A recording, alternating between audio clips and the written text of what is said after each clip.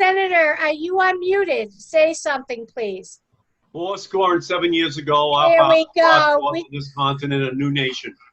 Alicia, Senator, how are you? I'm doing great. Thank you for having me this evening. Welcome back for what, the third or fourth time? You have been a faithful visitor to the city of Quincy. It is much appreciated, particularly the Quincy Dems. Thank you. The city of presidents, love City of Presidents. being with you, Alicia. Thank you. Thanks to everybody else who is on as well. We have up to 40 participants right now, Senator. Fabulous. So this is a wonderful opportunity for you to speak of yourself, your platform, how people can volunteer for you. There will be a portion in which our members, and we have also, can ask you from the floor, as well as received written questions. So, welcome, Senator Ed Markey. Thank you, Alicia, so much. Thank you for being, the Quincy Democrats. You guys are the heartbeat of democracy, and just the number of people who are on tonight is just a further indication of how you're not agonizing, you're organizing in 2020. And it's absolutely our historic responsibility to be the activists this year.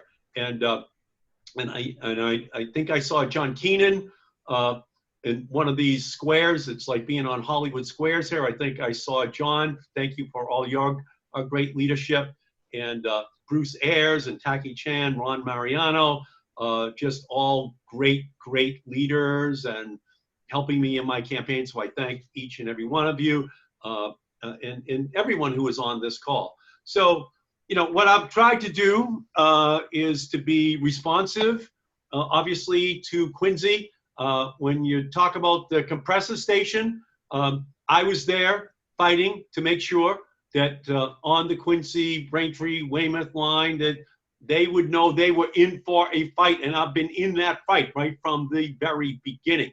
It's not only environmental injustice, it's just absolutely absurd that we would allow for a company to build like a straw that came right through our communities to take the natural gas up into Maine and Canada and then export it, and we take all the risks. So I have been there and fighting against that compressor station. I went over to the compressor station months ago. I was over there with the mayor and John Keenan and so many of your other leaders who are with me that day, community activists, just the best, to just say, I am with you. I am going to fight it every single step of the way. And I'll introduce legislation to say that no pipeline should be constructed ever in our country where the natural gas is going to be exported out of our country. Why should we take all the risks and let some multinational corporation get all of the benefits?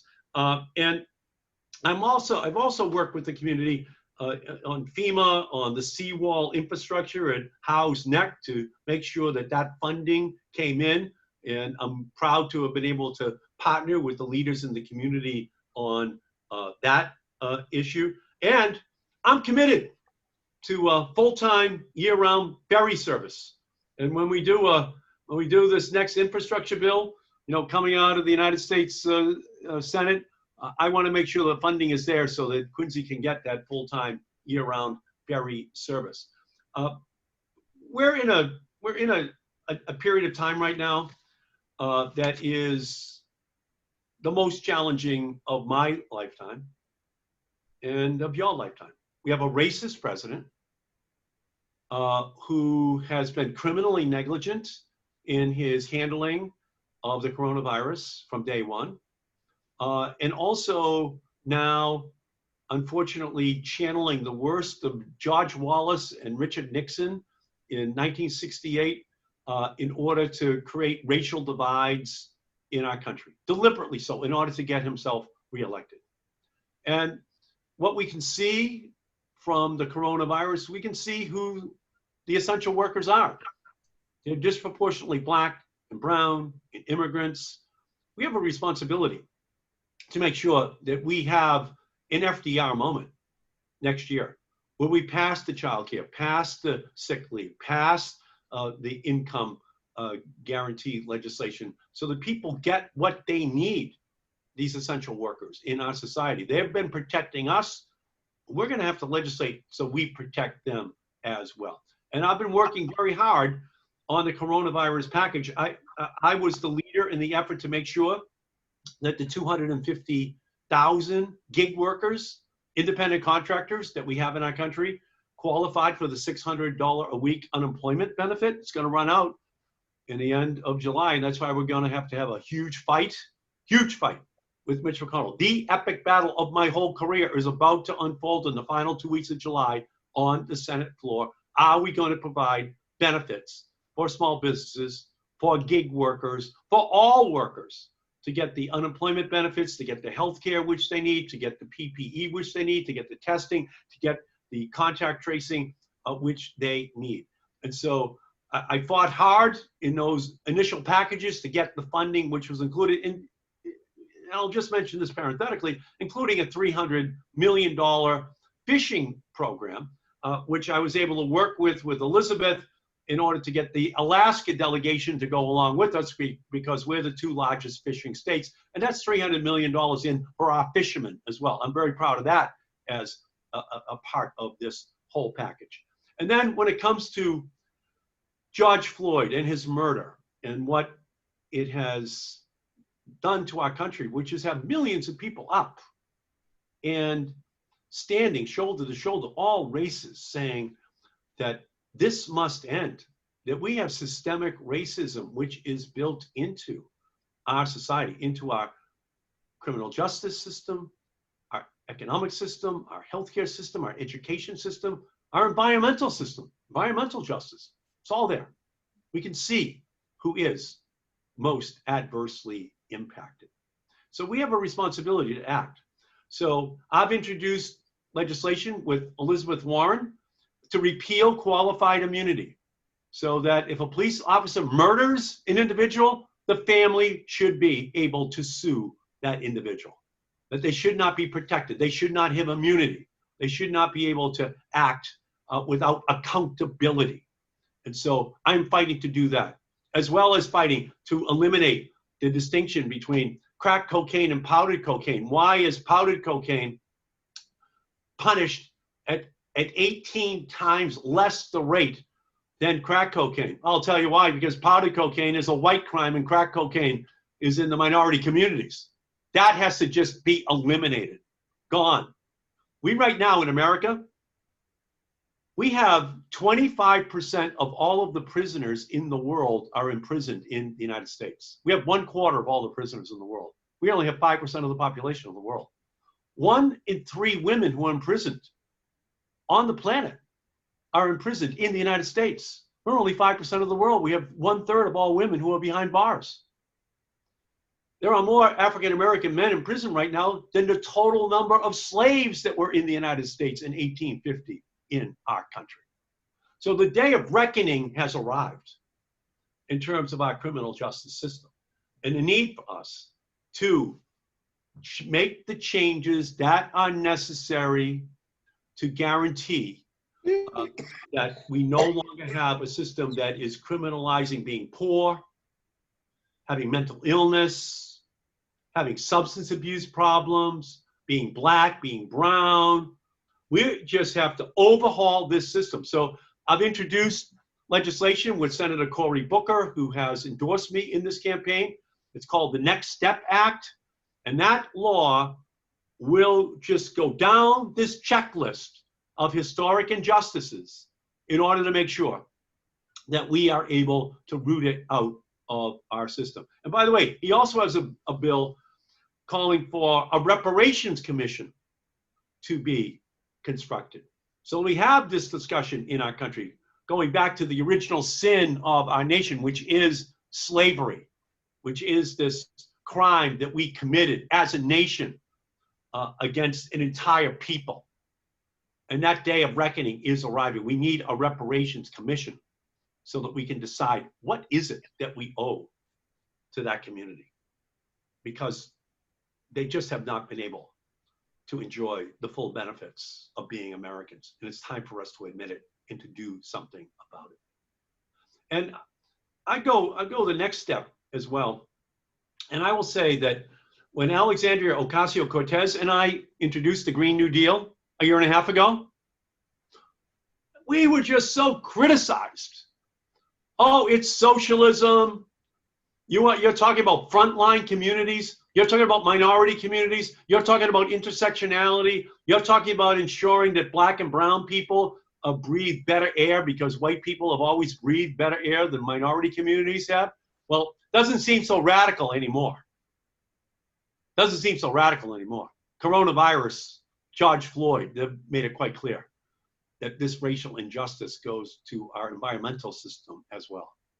And so I say to those people who say, well, we got to kill it. We got to kill solar. We got to kill wind. All we need are pipelines. You know what I say? We had tax breaks for the oil, gas, and coal industry for 100 years, and they continue to get them.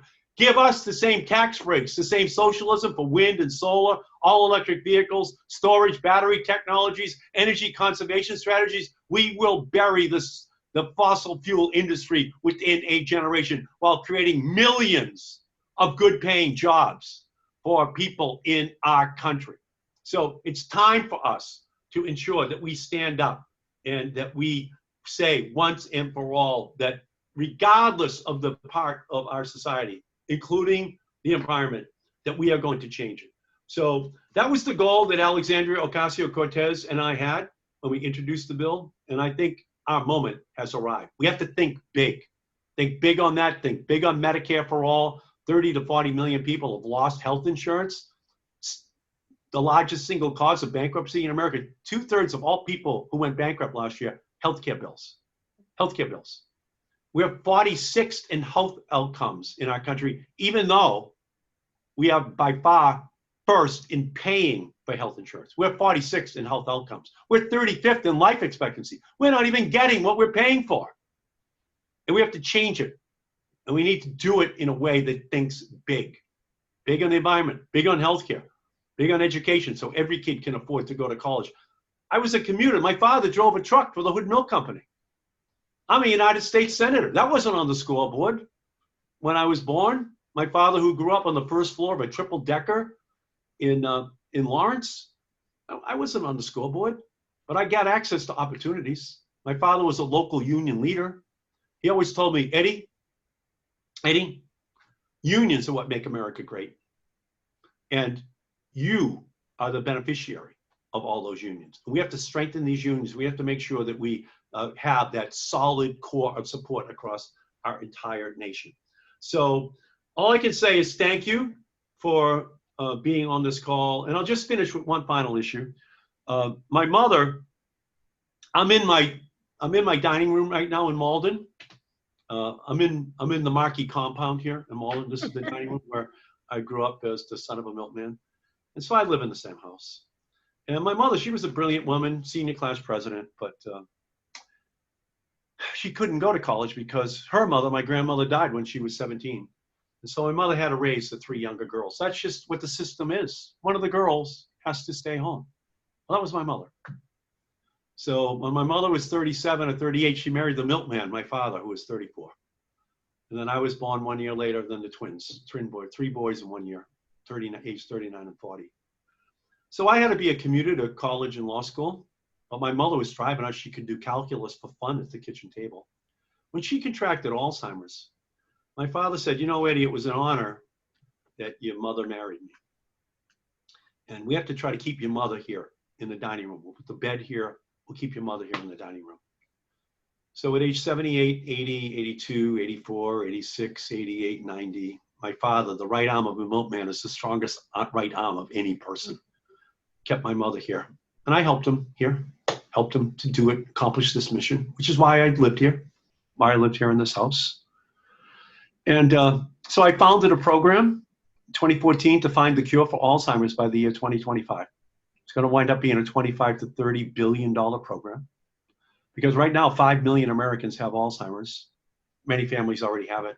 15 million baby boomers are going to have Alzheimer's. 15 million. Right now, Medicare and Medicaid for Alzheimer's, $230 billion a year. 1/3 of the defense budget. when all 15 million baby boomers are retired, Medicare and Medicaid will be equal to the defense budget just for Alzheimer's. It'll bankrupt this country, but it'll just be the plague affecting 15 million families. So that's my commitment to you. If I'm given the honor of getting reelected, I will make sure that we have a Green New Deal. I will make sure that we find the cure for Alzheimer's. I will make sure that we turn NRA into not relevant anymore in our society. And I will make sure that we advance the cause of racial justice for everyone in our society. And I give you my pledge that if you have my back in this race, I will have your back on the floor of the United States Senate for the next 6 years. So thank you so much, Alicia, for giving me an opportunity to speak, and love to take some questions. Absolutely. Melissa, if you can look to see who's raising their hand and unmute them so they can ask a question to the senator, I'd like to go forward. We have approximately, I would say we started about 7:07, and we have till about 7:35 or so. So go for it. Okay, the first person with a question is Danielle Kemp. Hi, Senator Markey. I just wanted to know, how will you continue to support the disabilities community if we get behind you and help you stay elected? Thank you for that question. It's been a big part of my career with the disabilities community. I'm the author of the law that has closed captioning. I know. across the bottom of every television set. So I did that for the disability community. Now it also works, by the way, for immigrant families because their kids can see the English across the bottom. It also works in bars for guys so they can be watching a football game while they're talking to their buddies. But that's for the disabled community. Then in 1996, I changed the law again to make sure that the telephone companies would make it easier for deaf and blind to be able to use that telephone system that existed back then and do so in as seamless a way as possible.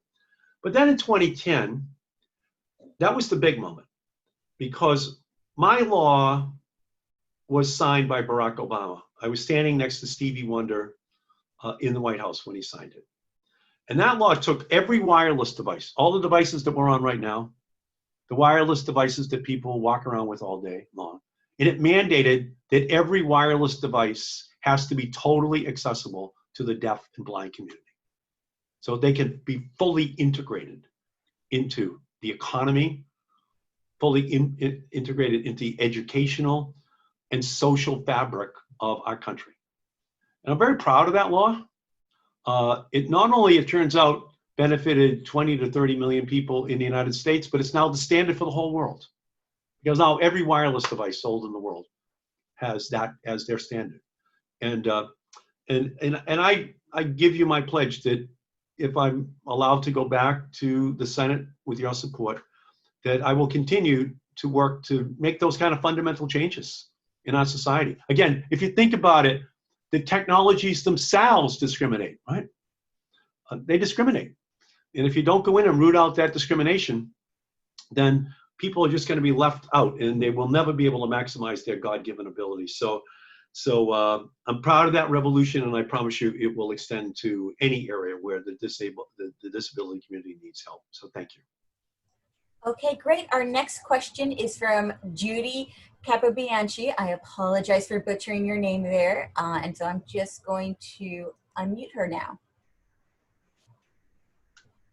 All right. Senator, how will you make sure that the racist groups such as the Boogaloo Boys, etc., in our country get designated as terrorist groups by the FBI? Right now, they are designated as extreme groups. But to me, that is not strong enough in order for us to prosecute these people and get them put into jail or prosecute them so that they are not wreaking havoc in our country like they are now. Yeah, could you expand a little bit more on who they are so everyone can understand? Yeah, I don't recognize them either. The Boogaloo Boys, the anarchists, some of the Hells Angels, some of these white supremacist groups. Yeah, well, obviously, what has happened is that Donald Trump has made it a culture in America that America is made great again by giving it permission to hate again. And these groups are coming out from under the rocks, from out of the woods, and they have been given permission to start to do things that are absolutely despicable. I mean, it's absolutely amazing, let's be honest. It's amazing that we're taking down the statues of Robert E. Lee and Stonewall Jackson in 2020. The war's been over for 155 years. My great-grandfather, Thomas Markey, he got off the boat from Ireland, 1858, probably leaving the famine. He's in the army from up here, going down for 3 years. And Stonewall Jackson and Robert E. Lee were trying to kill him for 3 years. And he's probably spinning in his grave that it's 155 years later, and we're beginning to take down the statues of those guys who sought to create this racist society from top to bottom. So unfortunately, Donald Trump is giving people permission, and I think that we need to prosecute these people under the strictest possible prosecution strategy, which we can adopt, because you are right. They are antithetical to the values which we hold dear in our country. And I will stand with you in order to fight these people, to make sure that they cannot gain any kind of a foothold in our society. And I'll just add one final thing is, indispensable is going to be the fumigation of Donald Trump out of the White House in November. He's got to be gone. And Mitch McConnell's got to be gone in the United States Senate. You know, and so from my perspective, this is our moment. We're Massachusetts. We're only 2% of America, but we're not an ordinary 2%. We're not just the Bay State. We're the brain state. So we gotta lead on all of these issues. And I thank you for raising it. Okay, great. And we have one more question, which works out perfectly in the timelines. And this is from Colin McMahon. Hi, Senator. As someone who appreciates unions, I thought your point was great. But that said, much of the problems we're currently facing or currently encountering with police brutality and systematic racism in general are caused by these corrupt police unions that have too much power, that are sheltering, anyone who's charged and just trying to gloss over everything. So how do you propose to fight, on the one hand, fight union corruption while empowering other more positive unions to come forward? So will it be a simultaneous effort, or how do you prioritize that? Well, here's what I would say. Now is the time to repeal qualified immunity. Now is the time to put a ban on chokeholds, to put a ban on no-knock warrants. Let's just get down the whole list. We can see what needs to happen. We need to ban police officers who get caught doing bad things being able just to move over to the next city or town. That there's no registry. There's no ability to be able to track or trail who these people are, so that there's accountability built into the system. That is what we need to do. That's what Cory Booker and I have introduced. We're working hard to make sure that we root that out. Meanwhile, you are right. We need to strengthen unions. We have to give them greater powers to organize. We have to stop, the efforts that this administration has to roll back union protections. My father was a local union leader, and he always told me, Eddie, you can't beg for your rights. You got to take them, and that's what unions do. That's what I stood with Stop and Shop workers yesterday over in South Bay, where they're taking away their hazard pay. Right. Every worker inside there has a mask on. Meat department, deli, cashier, and they're saying they don't deserve hazard pay anymore. We're all going in and walking past them. And so I stood with them yesterday to ensure the United Food and Commercial Workers just to say, no, I'm with you. You're right.